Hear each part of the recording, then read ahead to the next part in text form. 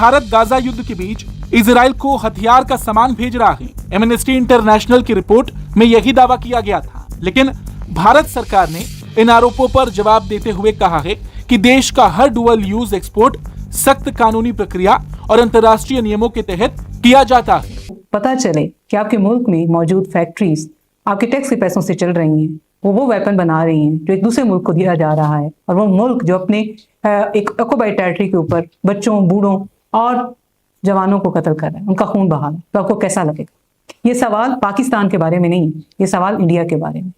वही इंडिया जो prime minister Modi की लीडरशिप में विश्व गुरु बनने जा रहे हैं, जिन्होंने अभी इंडोनेशिया को ब्रह्मोस बेच रहे हैं, या जिनकी अभी ऑस्ट्रेलिया से पीसफुल न्यूक्लियर डील हुई है।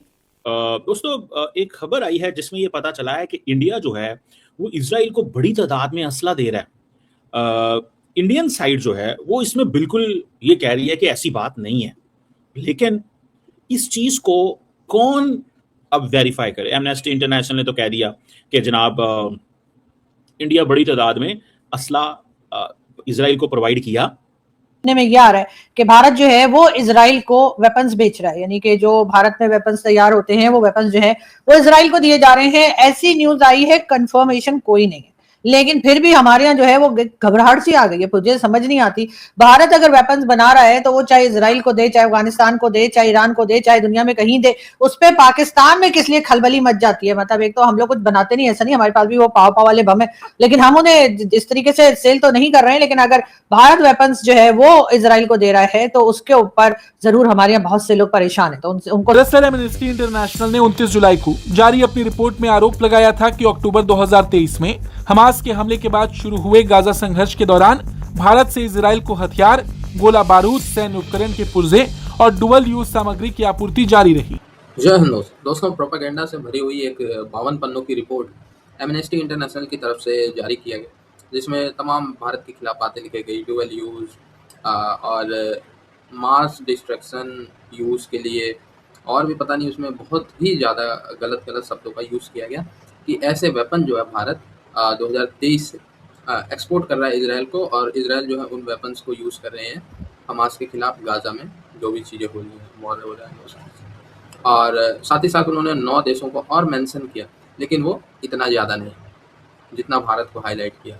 उन्होंने कहा भारत जी दुनिया की सबसे बड़ी पॉपुलेशन है, ह्यूमन क्राइसिस और ये वो, भारत को इसको लुकआउट करना चाहिए, और भारत की जिम्मेदारी होती है, दुनिया के सबसे बड़े लोकतंत्र है भारत, क्या ये जो चीज़ें हो रही हैं क्या भारत इससे एग्री करता है? ये सारी चीज़ें एमनेस्टी ने उल्टे सीधे सवालात उसमें दागे।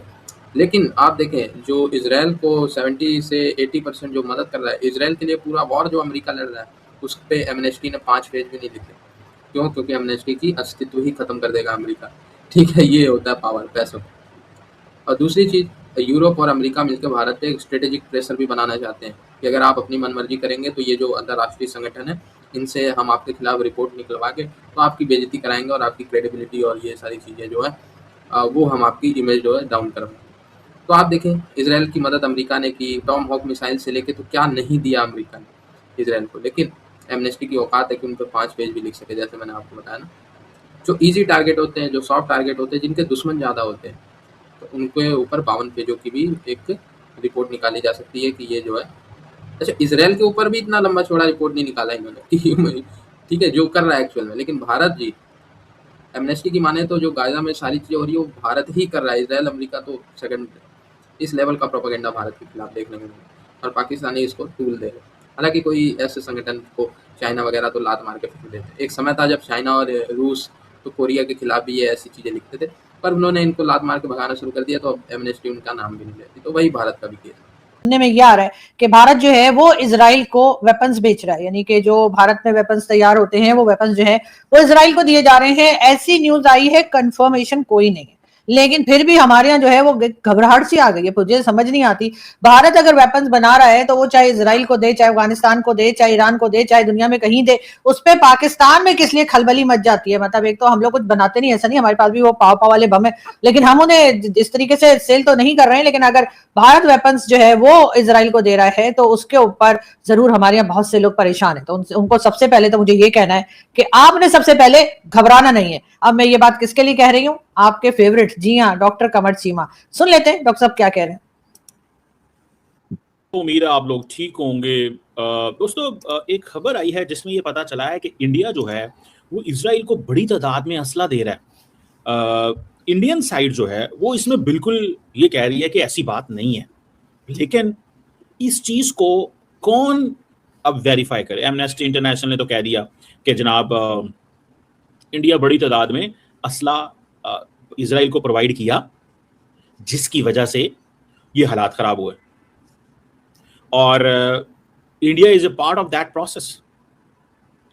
अब क्वेश्चन ये आता है कि जब इंडिया कौन से हालात खराब हुए? ऐसे तो ईरान के लिए भी कहा जाता है डॉक्टर साहब के ईरान को जो है वो चाइना वेपन्स देता रहा है, मिसाइल्स देता रहा है, गाइड करता रहा है अटैक वगैरह जो चल रहे थे अमेरिका और ईरान के बीच में। और सबसे बड़ी बात ये कि हमें किस बात की घबराहट है?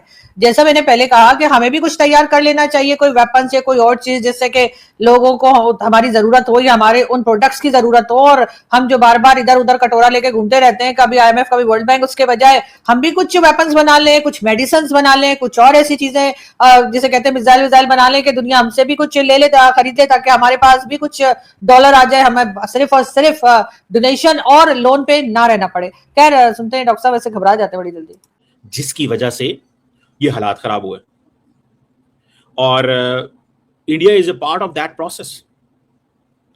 अब क्वेश्चन ये आता है कि जब इंडिया के इतने अच्छे इजराइल से ताल्लुकात हैं, तो इजराइल के हवाले से बैकआउट नहीं करना चाहिए उनको, या वो इस पोजीशन में नहीं आना चाहिए। उनको कहना चाहिए कि हाँ भाई, हमारे इजराइल से ताल्लुकात हैं, और हम जब जब जैसे जैसे दिल करेगा हम असला देंगे। तो this is a simple question. और देखिए, इसमें कोई बुरी बात भी नहीं है, दो ममालिक हैं, आपस में इंडिपेंडेंट ताल्लुकात हैं, तो दैट्स सिंपल। अब वो कहते हैं जी हमारे robust legal and regulatory framework on strategic trade controls के ऊपर। अच्छा, ये बेसिकली ये जो सेंटेंस है ना, India has a robust legal and regulatory framework on strategic trade control, इसका मतलब यह है कि हमने वो असला नहीं दिया जो गजा में इस्तेमाल हुआ है।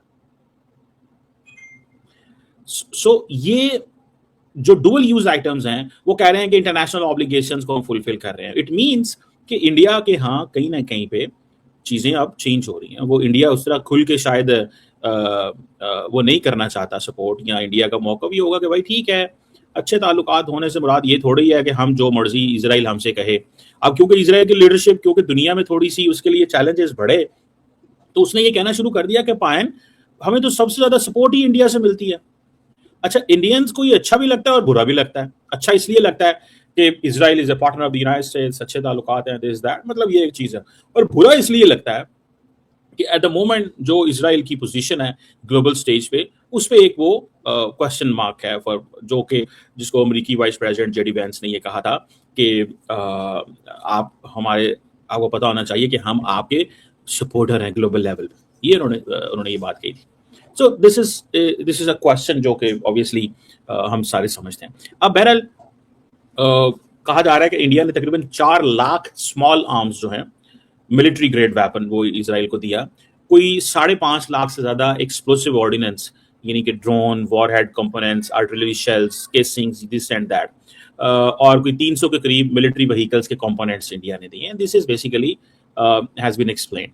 सो इसकी जो कॉन्टेक्स्ट है उस हवाले से देखिए, मैं आपको बात बताऊं, प्राइम मिनिस्टर मोदी इजराइल गए, व्हाई? यहाँ इंडिया का मौका भी होगा कि भाई ठीक है। खैर, चीमा साहब एज यूजुअल घबराए हुए नजर आ रहे हैं कि जी अगर ये खबर आ गई है कि भारत जो है वो इजराइल को वेपन्स दे रहा है, सेल कर रहा है, और दूसरी तरफ खुद ही कह रहे हैं कि इंडिया ने कहा कि नहीं कर रहे, और ना ही इंडिया ने ऐसी कोई बात की है। उन्होंने कहा कि ये खबर गलत है, और साथ ही चीमा साहब ये भी कह रहे हैं कि वो दे रहे तो कोई बात नहीं जी, उनकी मर्जी जी, उनके और इजराइल के रिलेशन है, तो जो मर्जी हो, मतलब भारत जो है वो दे सकता है अगर देना चाहे, क्योंकि उनके रिलेशन है। तो मुझे समझ नहीं आ रही कि इस वीडियो में चीमा साहब आखिर कहना क्या चाहते हैं। एक तरफ वो कह रहे हैं कि जी इंडिया और इजराइल के रिलेशंस हैं, तो दोनों जो है वो वेपन्स दे सकते हैं, ले सकते हैं, इस तरह का की परचेज जो है वो चल सकती है। दूसरी तरफ वो कह रहे हैं कि जी भारत ने मना किया कि हमने ऐसा कुछ नहीं किया, और एक तरफ ये भी कह रहे हैं कि भाई ऐसा कैसे हो गया। तो मेरा ख्याल है थोड़ा चीमा साहब आप थोड़ा दोबारा से न्यूज को चेक किएगा और इतना घबराया मत करें। मुझे इमरान खान कहते हैं ना, आपने सबसे पहले घबराना नहीं, लेकिन बहरहाल चीमा साहब जो है वो ये खबर सुनकर कि इंडिया जो है वो इजराइल को वेपन्स दे रहा है। चीमा साहब पता नहीं क्यों घबरा गया, हालांकि घबराना तो ईरान को चाहिए था कि भाई ऐसा क्या हो रहा है, और अब ईरान के साथ जो टेंशन चल रही है या फिर बाकी कंट्रीज जहां पर इजराइल के अटैक्स चल रहे हैं, ईरान के अटैक्स चल रहे हैं, घबराने का काम उनका है। लेकिन पता नहीं चीमा साहब वहां अमेरिका की ठंडी ठंडी हवाओं में बैठ के इतनी घबराहट किस बात की है।